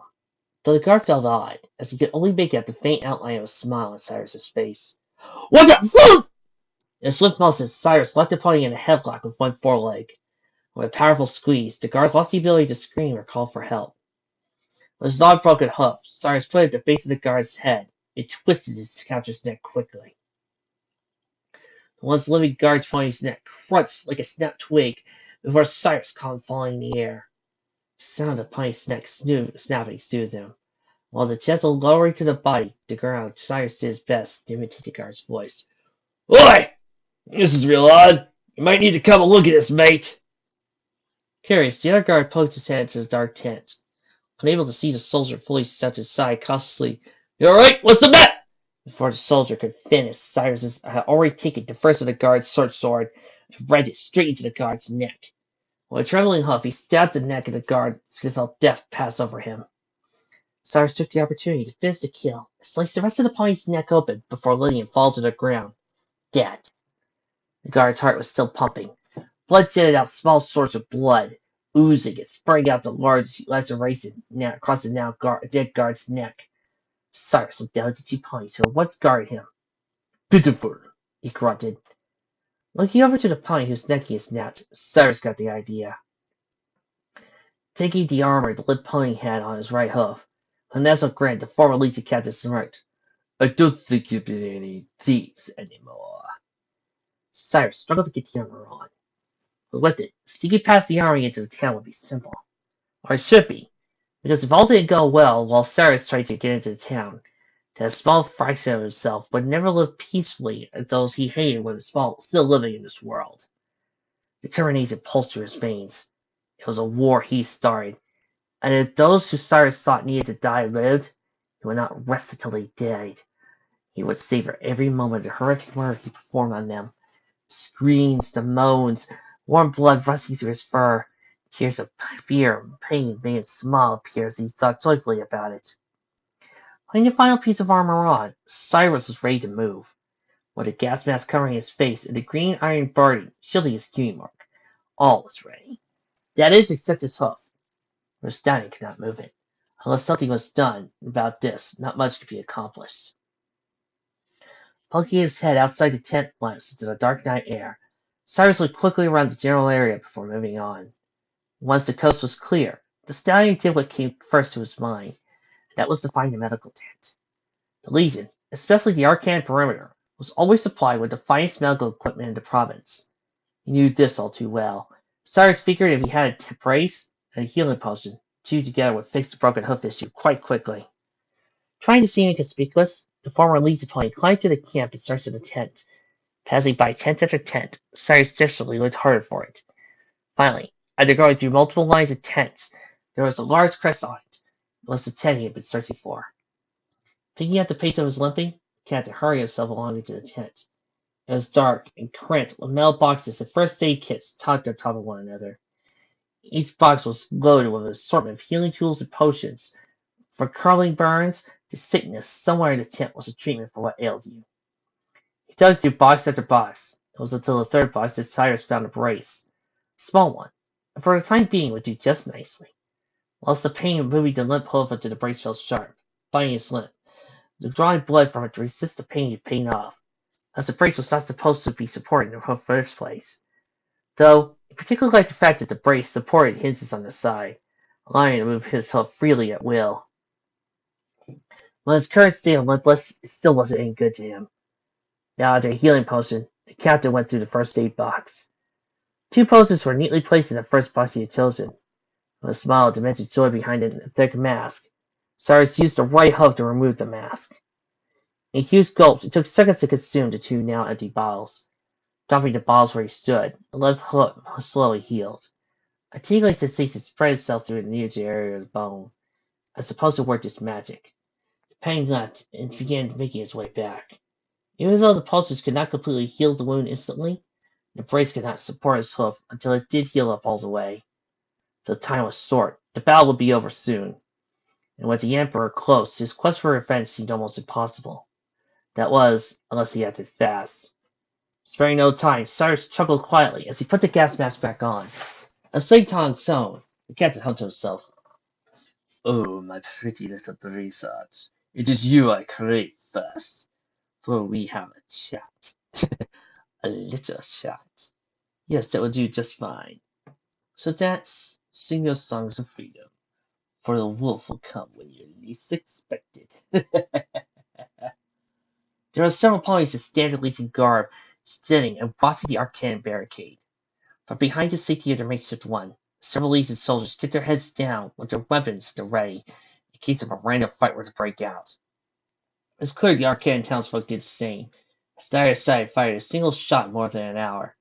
Several of the buildings were gone now, reduced nothing more to collapse piles of rubble and smoldering embers.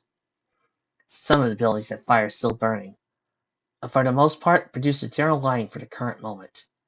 Lieutenant Covert hunched over a piece of paper on an old beat-up table, marking down the dead. With both close to the side of his head, the lieutenant rubbed the sides in a clockwise motion.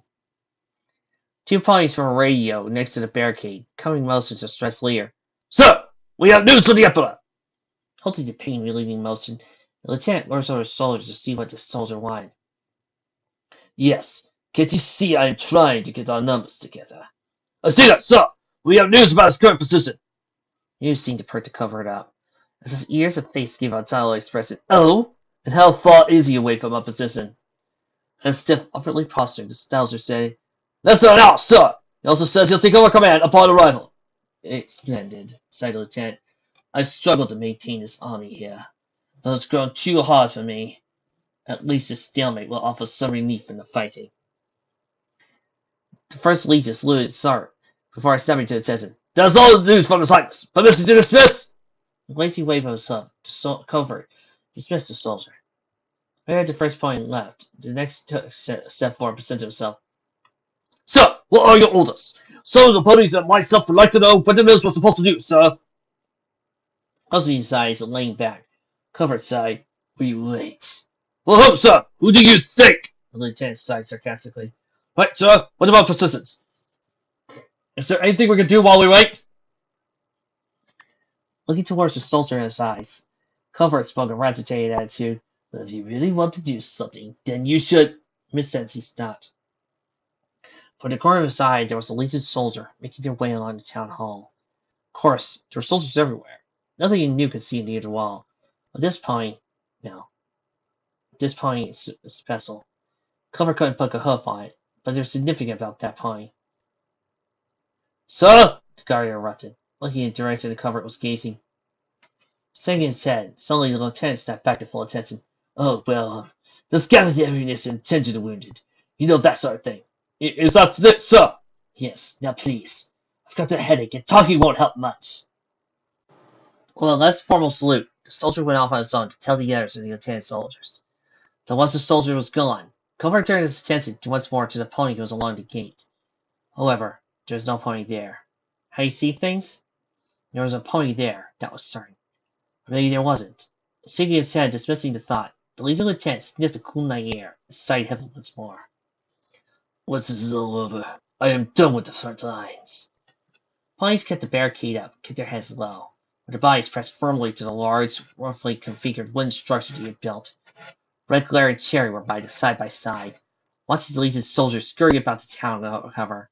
At this point, neither side wanted to start something. For the townsfolk, the sudden stalemate was possibly the key to their freedom. That was, as long as the legion thought the barricade rigged, every pony was safe for the time being. Tell of the tale managed to sneak out of the town hall, but there were most of the non-combatants stayed during the fighting. With the flag they had found and the song in their heads, the young ones sneaked up to the side of the barricade to catch a glimpse of why the fighting had stopped. Once the two young ones found a place small enough for them to remain hidden at the barricade's side, they waited for what would happen next. Adam sat down on the porch, waiting for Neo to get better.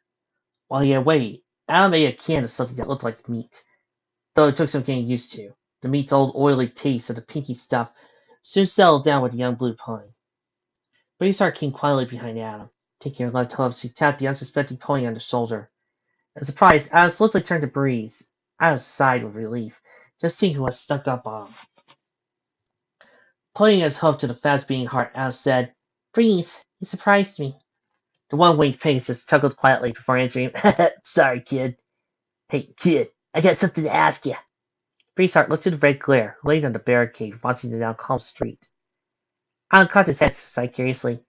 You need me? For what? Keeping her voice low, the Pegasus whispered, leaning closer to him. A supplies run. The request puzzled Adam. A supply run? Yeah. And Red Glare will be too keen as to how I'm going about doing it. So, you're going to sneak off somewhere and get supplies? Exactly. And I need your help. Where exactly do you plan to go? The Legion everywhere? There really isn't many places we can just walk with stuff we can use. Now that, my boy, is not entirely true. Raising an eyebrow, the buck asked, What do you mean?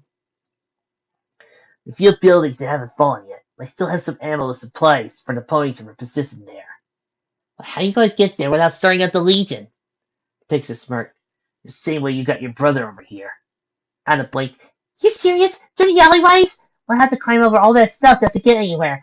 And we're coming back with a lot of stuff. You might as well haul a large amount of iron in your bags, because that's what the trip will be like. Ha! The country Pegasus chuckled. It'll be a short trip. Besides, we're only grabbing a few things. If things start to look bad, then we'll take off. Adam surely rubbed the back of his head, and a decided tone of voice said, Oh no. I went through those already once tonight. Plus, won't Red Glare, not approve of it? Nuzzling out playfully in the foreleg, the Pegasus gave the blue colt a friendly, convincing stare. Come on! We'll be out in 10 minutes tops. Plus, what Red won't know won't hurt him. Well, come on, Adam. We can do this. With you and me together, they'll thank us for getting him that stuff. Crow sighed. Based on what his brother had said about protecting the ones he cared about, it seemed to be one of those moments. If they were to find some ammunition from those buildings for a town, and make protecting every point that much easier. Fine, but 10 minutes. If we're gone any longer than that, it's straight back to the barricade, Adam said sternly. While crossing motion from her host to her chest, and an angel-like smile, Bree's heart sealed the promise. 10 minutes, I swear. Getting up and patting herself down, Adam looked up to her. So when do we head out? Breeze took the bug by the soldier and turned towards Red Glare. Red Glare seemed to be talking to Cherry on the barricade on the least's movements. And to Breeze, this seems like the best time to move out. Let's head out now. Her reply shot down. Like, right now? But I thought you would want to wait there or something. Trying to push him gently towards the building. Adam come from his brother. She whispered quickly. I would think, but now's a good time. Okay. Come on, kid. Like I said, 10 minutes. No more, no less. She said, nudging the airplane back to the building. On the way to the building, Breeze never broke eye contact on Red. This was not one move Red Glare made she didn't see. Though to Adam, it was odd as how he was able to get both of them to the building without actually looking where they needed to go. But once both of them were inside, the one-winged Pegasus scanned Red Glare and his movements. Once it looked like they would be cleared to move out, Breeze closed the door softly. The building they were in for a moment was empty. Once the place ponies had cleaned up and fixed up the weapons worked. So naturally, gun cleaning tools and cleaners were scattered about several of the place. When tables and other furniture used as a cover in case some pony were to come in through the front alley, though, based on a second glance at the interior, it seemed as if the building was more before some pony was home. Moving over to the door, Bree's heart opened for Adam in the back of the alleyway. Though a cautious look around, she herself went through Adam. The crickets could be heard chirping their merry tunes at night. The two ponies stood outside the narrow alleyway. To the left and right were large stacks of barrels or other store items blocking the way. Fortunately for them, climbing these piles was not impossible. Come on, Adam. Let's hit the building after this one. It has something good in it, Breezehart whispered. She already started up one of the piles Adam was leaving Adam down below. Standing by the piles, he remembered how much of a pain these were to climb with Neo on his back. Though this time, there wasn't anything heavy to carry, which would make the trip that much more easy. Climbing a small alley, barricading himself, the two gradually made their way to the top. Once at the top of the pile, they descended it slowly. Some of the items were not stable. Finally, coming to the next barricade, the two did exactly as they had before, climbing up it before going down carefully. Al was amazed at how much easier this was this time around. Not only that, but he didn't go as far as he did from the last time he had come through these alleyways. At the back of the building they had considered going to, it looked relatively intact, which was a good sign for the most part, though the whole building could not be judged physically from the back. In the dark, it was hard to tell which building it was. The one thing Adam did not know was that the now mostly collapsed building, just a little more down the alleyway, was the place Neo had taken as refuge from the fighting earlier. Priest came over to the door and tried opening it. Fortunately, the door to itself was locked. Within moments, the Pegasus mare went to lockpick it. Most of the doors in town had very simple locks. Since very few ponies knew how to lockpick in town, it made Breeze a very special pony. Adam got closer to her nervously. There were sounds of faint hoofs rapping on the sides of the alley. Hey, Breeze? Adam whispered in a cautious tone. What? Replied the mare, not breaking her focus on the lock. Thought I heard something on the other side of the barricades.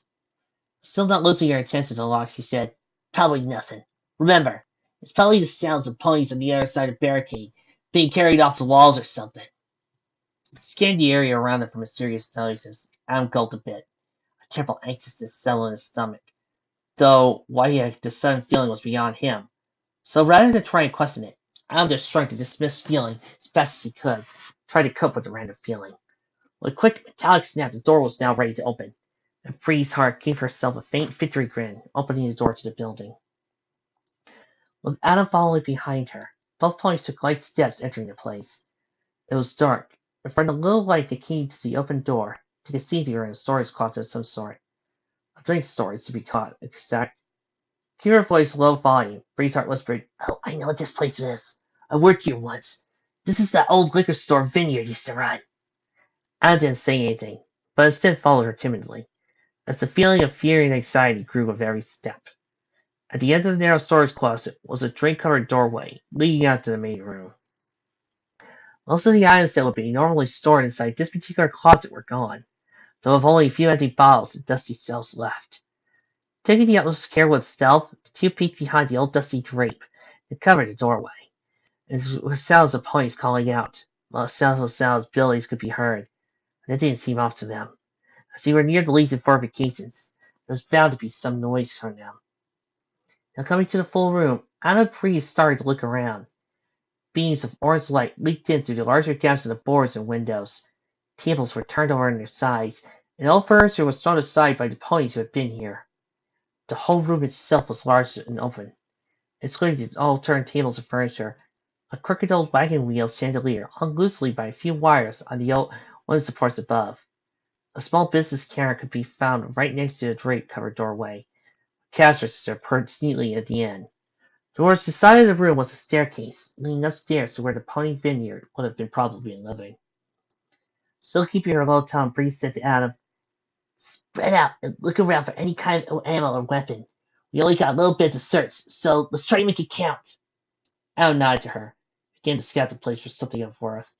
Priest went over to a few drawers near the front door, poked around inside, while Adam went over to the counter to check for items, though some kind of ground seemed wet for some reason. With a dim light, it was hard to tell if there was some kind of liquid. Adam's heart skipped as his hose almost lost control, almost falling over. He managed to catch himself right on the edge of the counter before falling completely. "Whoa! That was close," Adam muttered in a relieving tone. Priest just looked down as Adam recovered himself, smiling. "Just try not to kill yourself, okay?" "Yeah, I'll try," Adam replied silently. Priest's heart gave him a faint chuckle before going back to her own search.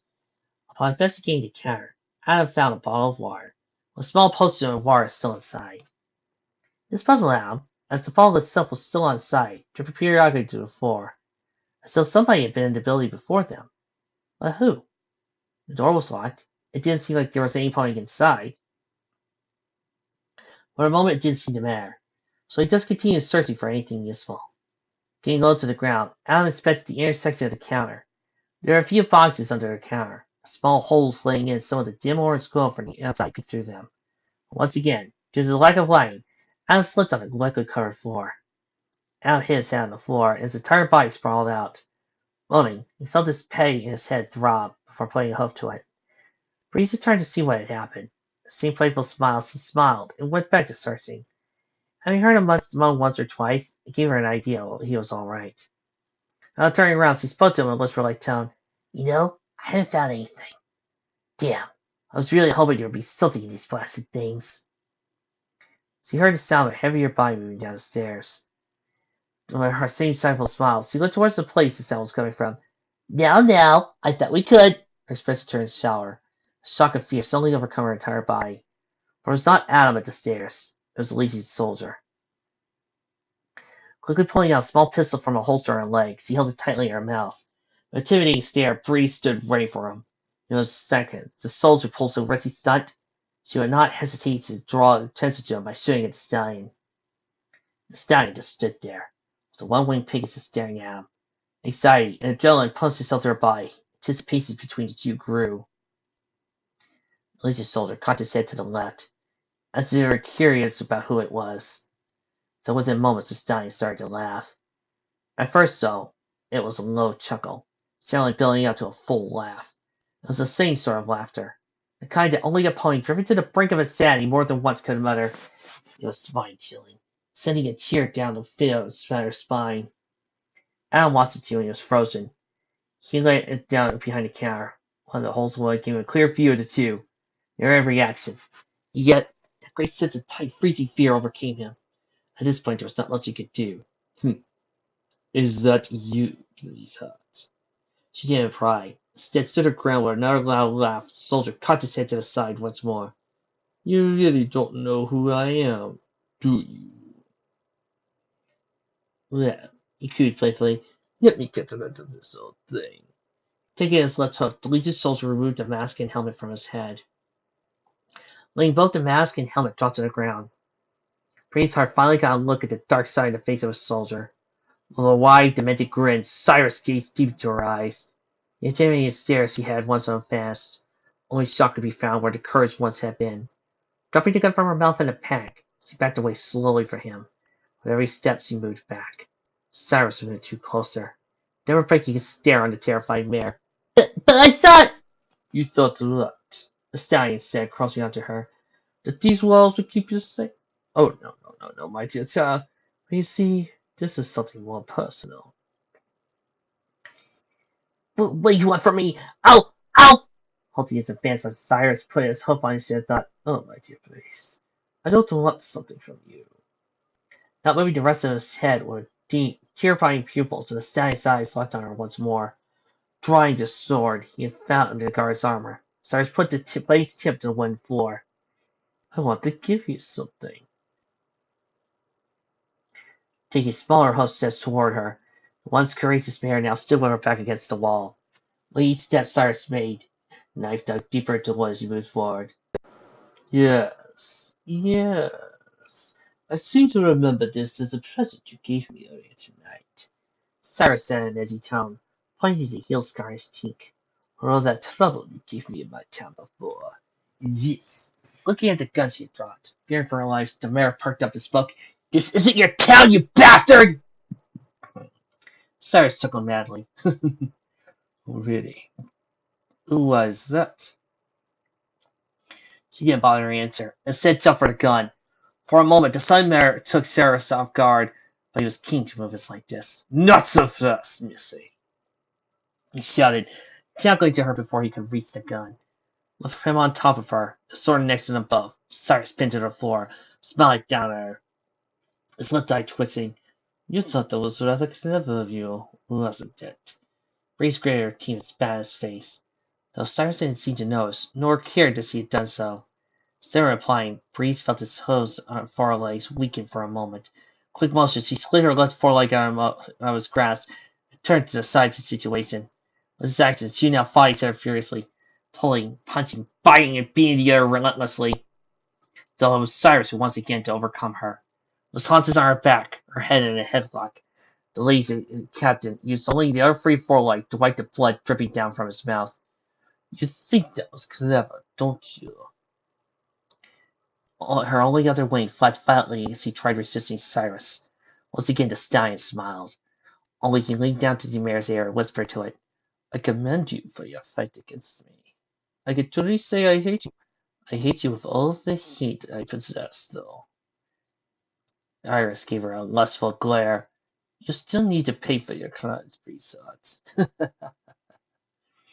You know, when I was a young reader, my parents did not pick a side, especially when we eat them.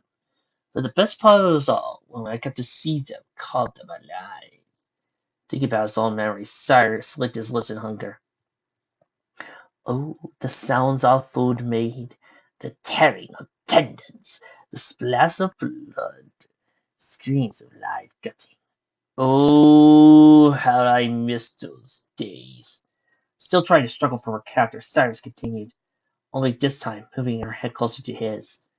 But there's one thing I always remembered from those days.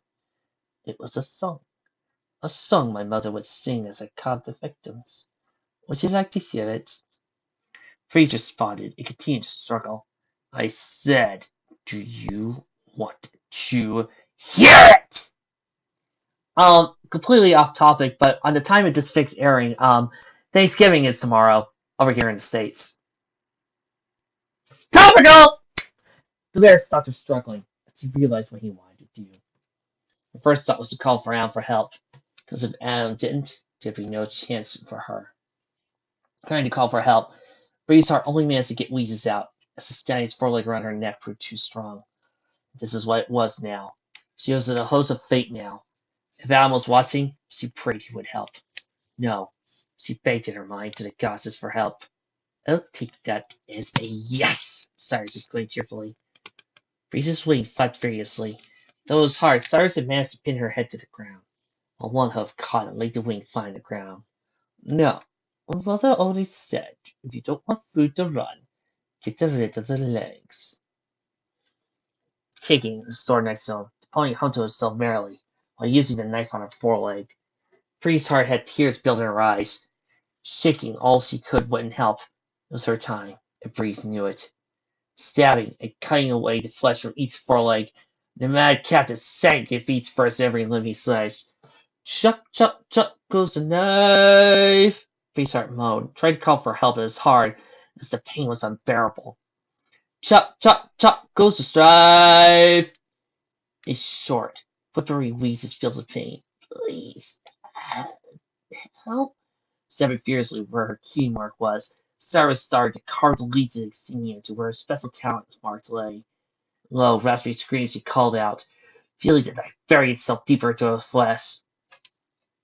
Chop, chop, chop goes the knife to help make the blade strive. Adam watched, frozen with terror. Inside his head, he cried out to himself to help her, stop before she died. But his legs and body were frozen solid. Why can't I move? I need to help her. Please don't die. Liam, get up. Please, get up. Get up. I can't help. I can't do anything. Tears trickled down his face. Blood was everywhere. The stallion performing this insane act of murder on her chuckled with every swipe. It made Anna feel helpless. For a moment, he was a spectator, and it hurt him inside. Chop, chop, chop goes the knife. Lick the bone and bite. Now finishing with her legs and body, Cyrus turned his attention to the single wing that related by. Eyes twitching, excitement pumping through his body. And unless to see her die, Cyrus put the dullest part of the blade to the base of her wing. Without breaking the rhythm of his merry tune, he continued. With each word, swung one shot for the sword to cut down her wing. Chop, chop, chop goes the knife. What's the blood spew? Skin was tore. Veins and blood vessels were now exposed at the wing's base. Chop, chop, chop goes the knife. 'Cause we're having a sweet Pegasus stew. With the final word, the bulb split. A strong pull on a nicely loosely connected wing. Cyrus tore it off. As it came out, the tendon made a horrible shredding sound. It seemed to please the stallion. Breeze was covered in blood and tears. Only faint breaths and soft sobs came from the mare now. On top of her, though, Cyrus gazed upon the wing he bully ripped off in awe. it is glorious. But the awe of his victory did not last long. Slowly turning to the dying mare before him, Cyrus flipped her body over. Breeze's underbelly was soaked in blood, though it was relatively cut free. Beaten, mutilated, and dying, she gasped hoarsely, with the blood coming in huge gobs with every cough. But instead of digging straight through her, Cyrus calmly put his head to her chest, listened to her heartbeat. It thumped fast, as her body worked hard to keep up the functions with the lack of blood. Do you hear that, my dear? Breeze, only coughed up more blood, did not reply. Doesn't that sound just book you? That constant thumping. Thump, thump, thump, blah. The sound irritates me to the core.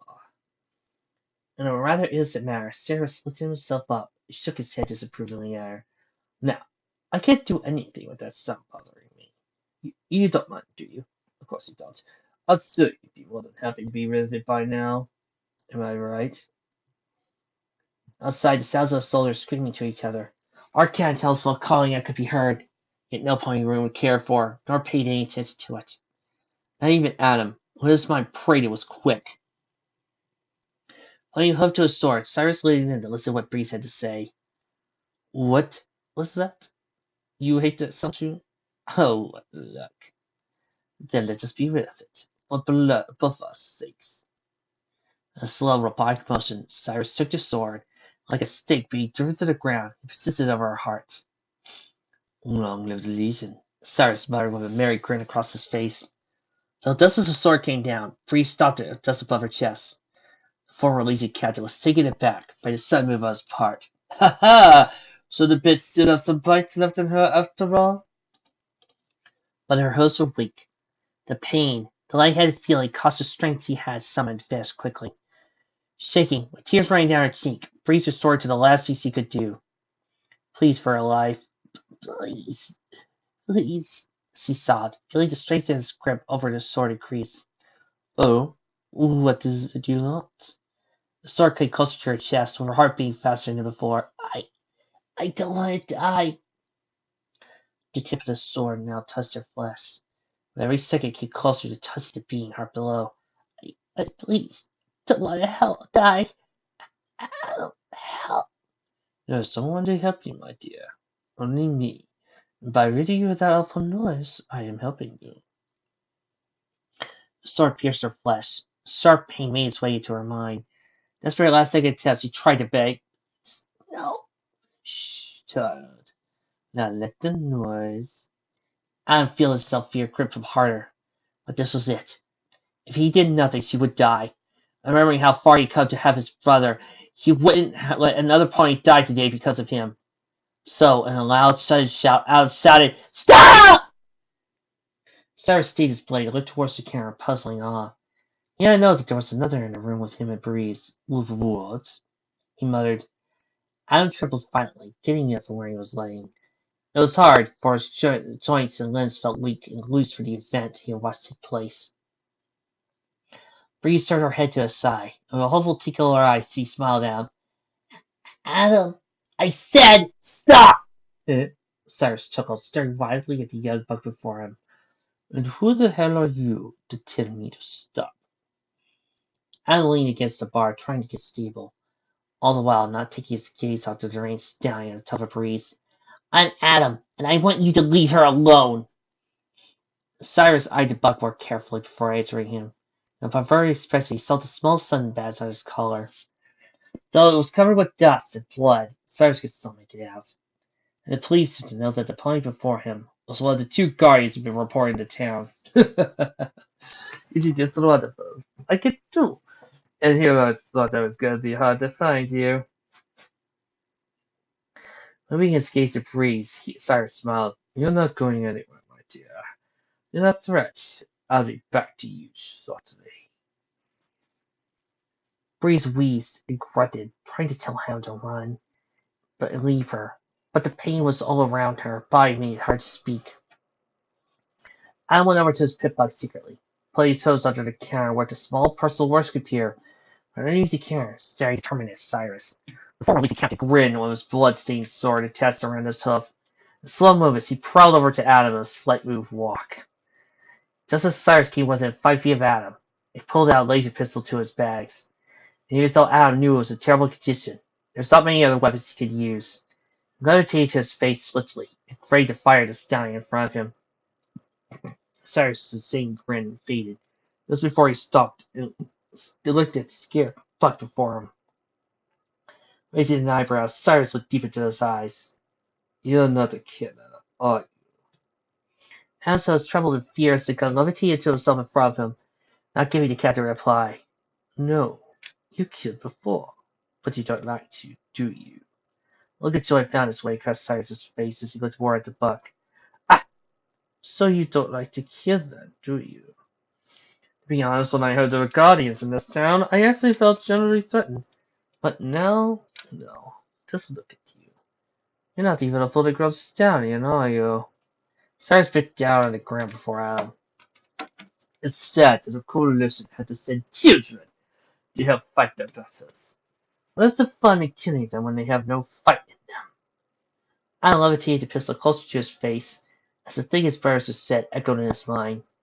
This was to protect Breeze, and everyone else who had been murdered by Cyrus. For this, he was nothing but a scared kid. Now it's not the time to be weak. Not anymore. It was his duty now, and his alone to help her. Spraying on his hose and humbling himself to him, he smiled again at Adam. Well, Guardian, shoot me, kill me, and be the killer I see inside you. Adam took the pistol, feeling the suspense between the two of them grow. Warmness in the air, February, the sweat that ran down his brow and neck. I won't let you hurt any pony ever again, he shouted. Then kill me. Let's see if you can do it. Adam saw Breeze bleeding on the floor, felt in his gut what he had to do. Do it. Kill me. Or out!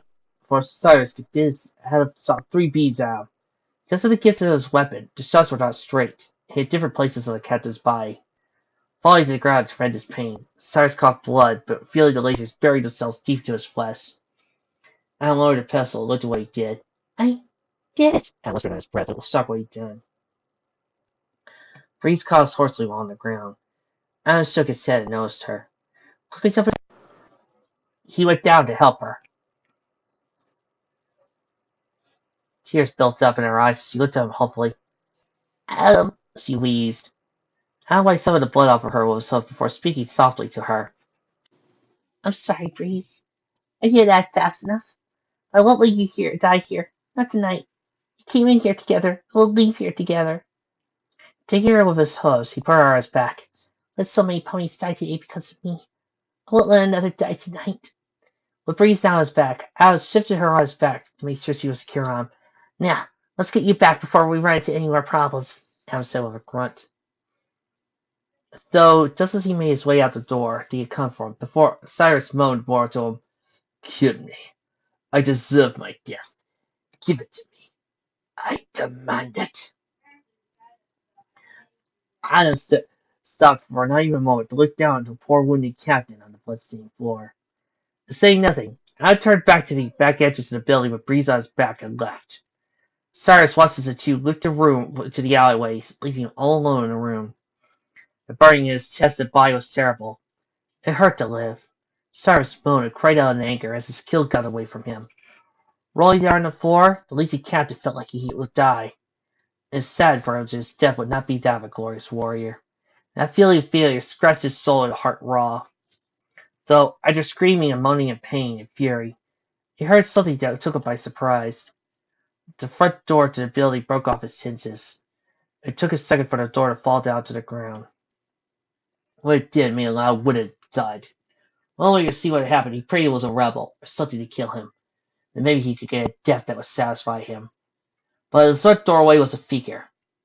A large, dark green figure with colored armor covering his legs, torso, and hooves. Long dark green was on his back, which rested neatly and still. It was Vladimir. And feeling joy, Cyrus spoke out in a dying, raspy voice. My lord, help me. Vladimir just stood there, staring at a blood-colored stallion, who was slowly dying on the floor. When I arrived but moments ago, I expected you to be under custody. Instead, I come here to fight you screaming and moaning like a little fool. Please, Lord, help me. Vladimir continued to gaze at him with pity. To see one of his most feared soldiers reduced to no more than a writhing, sad creature was troubling. I had hope for you. You showed me such promise. When I chose you those many weeks ago, I thought you could do all I asked you and more. Please, don't let me die like this, Cyrus called. Looking at the pistol that lay on the ground, Vladimir focused on it. A dark red orb gulled the sidearm and levitated in the air. Levitating, aiming carefully at his head, Vladimir was ready to kill the sad creature that lay to die before him. I'll give you your death. This leader can finally be rid of you. And the trouble you brought it. Smiling with tears running down his eyes, Cyrus said in a dying tone, Yes, please, make it glorious. Just as Vladimir stood, ready to kill him, the cause of all the troubles went down, and the voice in his mind purred softly to him, You really shouldn't kill him. It was that, Vladimir replied agitedly, Because you said yourself you had to pay for his crimes. Kill you now, Little Red, won't do much. It would just make him happy. And to punish a criminal while giving them what they want. Well, I thought your father taught you better than that. Lowering the gun slightly, Vladimir glared down at the captain once more. But look at him. It's absurd to watch him exist any longer. He needs to die. And what I say is what will be done. No, I think he should be deprived of what he wants most. But I need to kill him. I am the one who needs to punish him. The voice screamed out. No, stop acting like an ignorant child. I have never let you astray before, and now it's no different. Leave him. It is only fair for what he has done. Now, put the gun down. Vladimir dropped the gun on the floor while staring at Cyrus, who was dying by the second. Now, let the mad pony die. We got other pressing matters to handle. But with that, the voice left his mind, and in its place a sudden sharp headache took form. With swift motion, Vladimir took the canteen aside, drank its contents quickly. Feeling the pain leave his head he was relieving. Didn't seem right. At least Vladimir thought it wasn't. Just leave the pony dying in a building like this was wrong. But his voice in his mind said otherwise. Despite the fact he thought differently of the situation, the voice was right. So when Collins swayed his body, Vladimir turned around and faced the outside of the building. He paused, not even for a second, before going into the street to handle the townsfolk. Cyrus looked out the doorway with wide eyes, seeing the orange light coming from the outside world. The burning in his chest got worse, and Fizzy became darker. Within moments, the light slid slowly away. In moments, the spark of life in his body was gone. The pony who caused so much trouble for the town was dead. Footnote: Level up. New perk: Heavy lifting pony. Big guns now weigh 25% less when picked up. Footnote: Level up. New perk: It's a bug hut now. Insect enemies now show up on your EFS farther away, and you gain 20% critical bonus each time you engage in contact with an insect. There! You guys have made it to 1 hour and 50 minutes. Did you enjoy yourselves? Good.